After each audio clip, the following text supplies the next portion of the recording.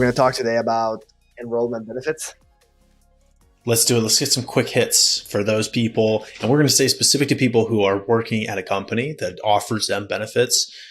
We may do a separate episode, probably not. Honestly, it's pretty complicated on if you're a business owner and you're sponsoring your own benefits. That's a whole other ball of wax that we'll leave for another day. So I think I want to divide this into a couple of categories, right? You have retirement contributions and allocations. I also want to talk about the FSA. I want to talk about the health FSA. I also want to talk about the dependent care FSA. The last one I want to talk about is insurance. So in that, there are subcategories there. Let's start with retirement contributions. It's a good time. You can change it. In most cases, you can change your contributions anytime, right? Some firms, I will tell you that they only allow changes once a year. Yep. Agreed. During the enrollment period, I believe. And you may not be able to enroll in your plan if you've been, excluded from your 401k plan and just not enrolling, or you weren't eligible for like the amount of time you've been at your company. Oftentimes open enrollment for other benefits will be the open enrollment for the 401k plan or retirement plan as well. Exactly. Yeah. So the first question you have to ask yourself is how much do you want to contribute to the plan? I thought 401ks were a scam and you need to buy life insurance. So what about zero? I don't think zero is a good choice, but at the end of the day, I think there's two constraints driving the 401k contribution. One is, okay, how much do I need to save in order to retire comfortably, right, within my goals? But the second constraint is how much do I need in order to live? And the more you're contributing, the less money you have in your pocket at the end of every paycheck. It's basically deferring enjoyment, deferred gratification. So how good are you at deferring your gratification? No, but seriously, it's totally dependent on those two constraints. Do you have anything else you want to add there? There's a lot that goes into this. If you're lucky enough to be able to have free cash flow, you should really think about whether that free cash flow needs to go into a savings account to bolster your emergency savings on hand, or if you're in a place where you can contribute to retirement. Oftentimes the benefits for contributing to retirement are really good. Like a company match is a really good thing. That may be $2 for every $1 you're saving, which unless you're getting some special deal from your grandparents on them matching your savings in your bank account, you're probably not going to get that deal elsewhere. What's your most common retirement plan settings? In terms of matching, what have you seen is the most common? I've seen dollar for dollar for the first 6%, I think. That's what I've seen. Dollar for dollar for first 6% is pretty good. The safe harbor minimum that most firms go with is kind of a starting point. It's not really sexy, but it's good, is 100% up to 3% and then 50% up to 5 or 6, one of those. Yeah. So your first 3% are matched 100%. Your next 3%-ish, something like that, is matched 50%. So the second question that many people ask when they're contributing is they're looking at their contribution kind of platform for these benefits, and they're seeing, okay, well, I can contribute to the 401k or I can contribute to the Roth 401k. How do I decide which one to do? First of all, not enough people are asking that question. It's still like Roth 401k, totally underappreciated, totally underdiscussed as a savings vehicle. It's way better than the Roth IRA, by the way, because it has a match and it doesn't have these funky income calculation requirements and ceilings of if you make too much money. There's no income limitation on a Roth 401k. There's functionally, like practically, an income limitation in that it becomes a bad deal if you make too much money. So this is a hard question to answer. The short answer is what is your tax rate now, like your top marginal tax rate, and what do you think it's going to be in retirement? That's a pretty easy one. If you think it's going to be a lot lower in retirement, you should consider sticking with traditional. Roth looks better if you are making less money now than you may be making in the future.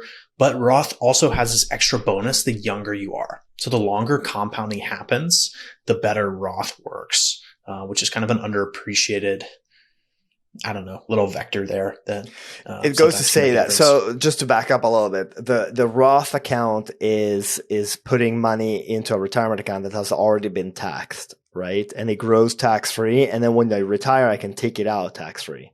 And then the regular 401k, it's pre-tax money that grows tax free, but when I take it out, I have to pay income taxes. Correct. And so at the end of the day, the question is, do I pay taxes now or do I pay later?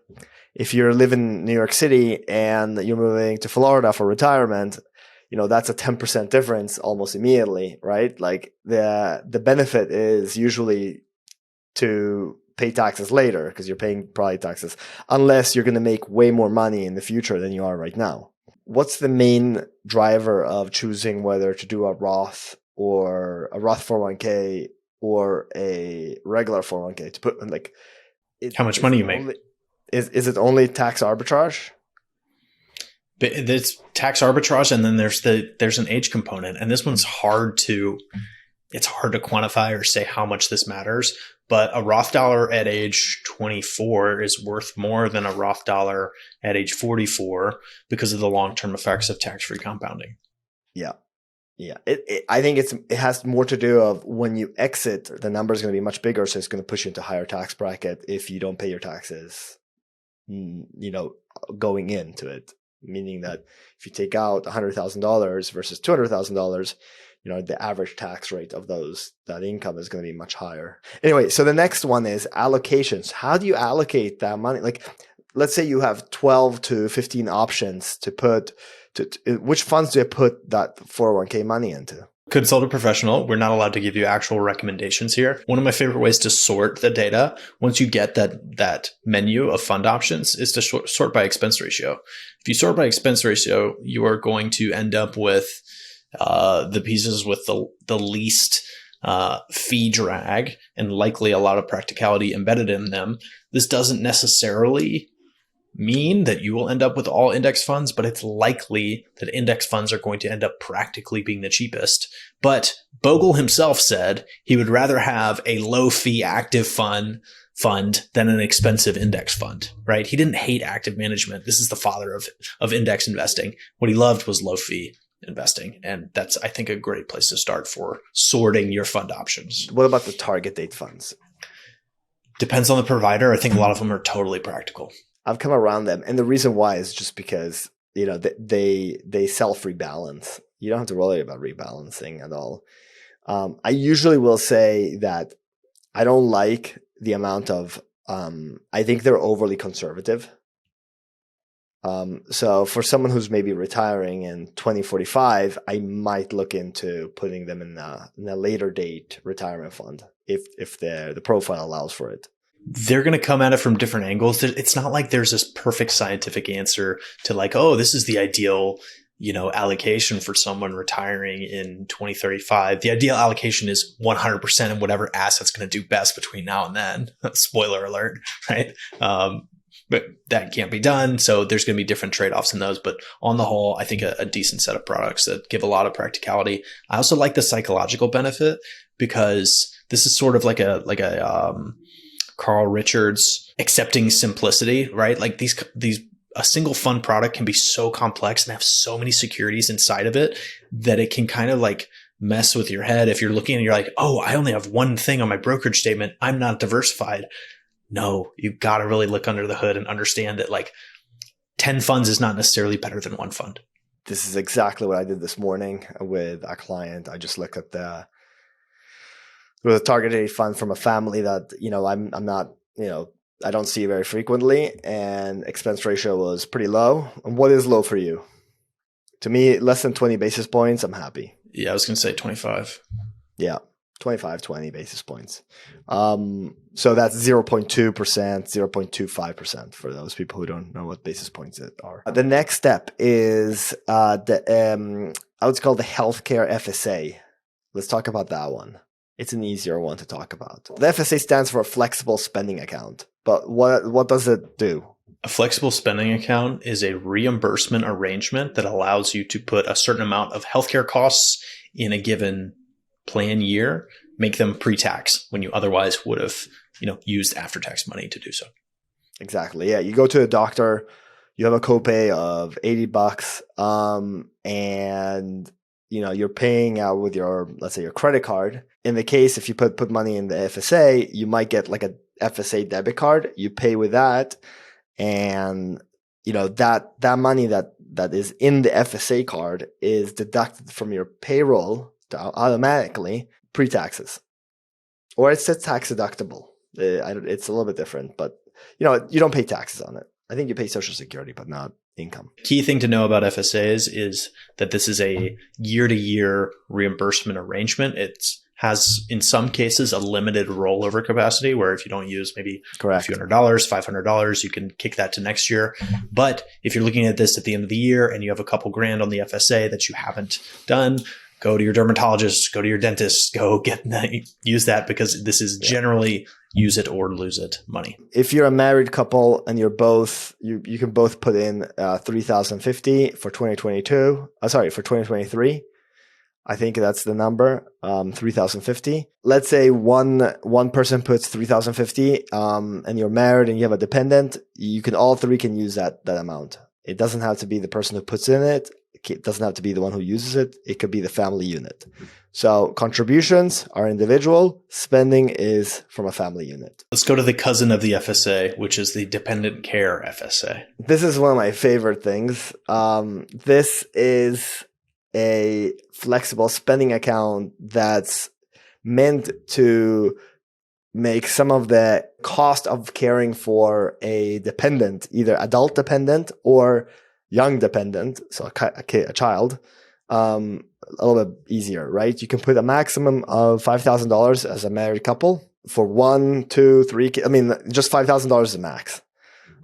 And then you can spend it on daycare, any sort of care, any sort of preschool. I'm going to poo-poo on the DC FSA for a second because I researched this last year.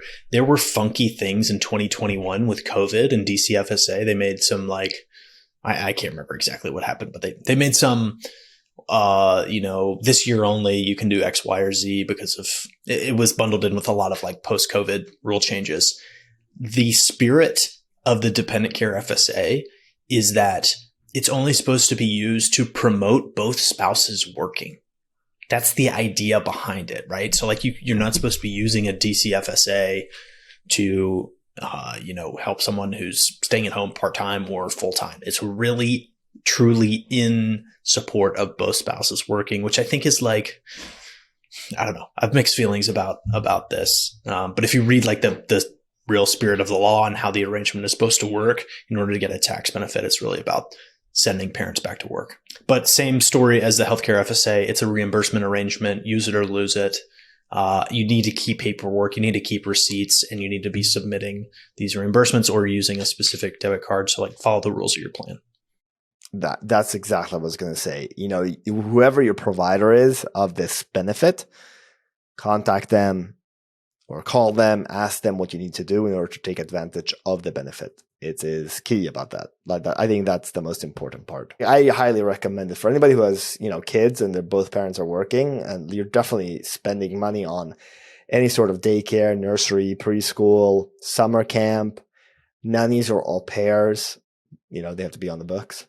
That's obvious. Any babysitting that is taxed. So if you are doing a W-2, that can be used for it. I think you can actually pay transportation to and from, preschool. I think that is an allowable expense. Just you have to check with the provider. If your tax rate is, combined 40% between the state and federal, $5,000, you're saving $2,000 in taxes. Okay, so let's move on. I think insurance, there's two big ones. It is the life insurance, group life insurance, and disability insurance. These are usually what you see as an employee of a company. You usually see these as benefits. What do they mean? Can you explain a little bit more about this? Companies often provide short-term disability, long-term disability, and some amount of life insurance coverage to all employees. if you have choices around this, you're going to have elections as to which of these you're going to sign up for. So I would say what I've seen most recently is that most of the time, short-term and long-term disability are covered, paid by the employer. And then an amount of life insurance that they call like base coverage life insurance is covered, often 1 to 3 times your annual salary. It's just like a base benefit that they're giving to you. And then you can often purchase supplemental life insurance. That's the one where oftentimes there's some sort of calculation. You see how much this costs. You should price it against how much it costs for you to just get normal term life insurance. And they'll do that for spouses as well. So where you can buy up to sometimes 10 times your earnings in supplemental life insurance, and then you can buy some amount for your spouse as well. And again, I would encourage anyone to compare this to what you can get through a normal underwriting process buying term life, because this will go away as soon as, like, you'll lose these coverages if they're an important part of your plan and you think, hey, I might change jobs in 3 years. You're going to be safer with insurance tied to yourself personally rather than tied to your job. Also, there's a tax component there. Usually these insurance things are pre-tax benefits. But what that means is it's always a game, right? Like, you pay taxes on it, then the benefit is tax-free. If you don't pay taxes on it, then the benefit is taxed, right? That's so specific to disability insurance, not life insurance. I think life too, if you the way you pay for it. So I don't think that you can get pre-tax life insurance except up to $50,000 of benefit. And then everything over a $50,000 benefit is taxable. Like the premium associated with beyond 50 grand of life insurance. It's always is post-tax. Taxable to you. Yeah, you'll see that on your W-2. Okay. Well, then the benefit is going to end up tax-free. Yeah. Yep. Very well. I mean, there are, what are we missing here, but we haven't talked about it. Group dental plans, vision. Those are all pretty simple back of the envelope calculations, whether they work or not. For the dental plans, they usually include 2 cleanings, and there's a limit of how much you can spend on the group dental plan. After that, it's all out of pocket. So it's pretty easy to do the calculation. My client just started working at Apple, and he said his dentist rolled out the red carpet when he came in and told him that he was working at Apple because their benefit is so good for dental. Really? He gets four cleanings a year. Yeah, preposterous. Oh my God, 4 cleanings? I know. Dude, I won't brush my teeth. Right. I just go to the dentist once a week. Yeah, Apple employees. Well, but have you heard the employee accidental death and dismemberment plans? AD&D, yeah, these are a little tougher to. They're like they're life insurance benefits and hardcore disability benefits, but they're only in specific cases, like only specific causes of death qualify for it. I generally stay away. I like life insurance. That's pretty straightforward. Yeah, this person die. Yeah. Therefore, I don't like to break that down into different types of death. How did you die? Tell me. All right. Yeah. What other benefits have you seen out there? I've seen a lot of wellness benefits come around. I've also seen, and I've talked to a few companies that do financial wellness. So this is a big focus of companies trying to get employees financially well, financially fit. There's companies that are trying to put people like you and me in a position to advise employees as an employee benefit, right? Like an employer can pay for someone to have access to a financial planner, financial advisor. A lot of miscellaneous wellness benefits, but read them. You'll get pet insurance, things like this. You need to read the fine print of your health insurance too. That's one thing we didn't talk about, and make determinations on HSA. We didn't talk about that one too. Go on HSA really quick. Health savings account. This is only so who qualifies for a health savings account? You have to be enrolled in a high deductible health plan in order to qualify for a health savings account. And you can't, funny enough, be on COBRA in a high deductible health plan. If you are on COBRA, at least the plan I was on, you're not allowed. Actually, I'm pretty sure it's anywhere. If you're on COBRA, your earnings no longer qualify for. Who determines if you're in a high deductible plan?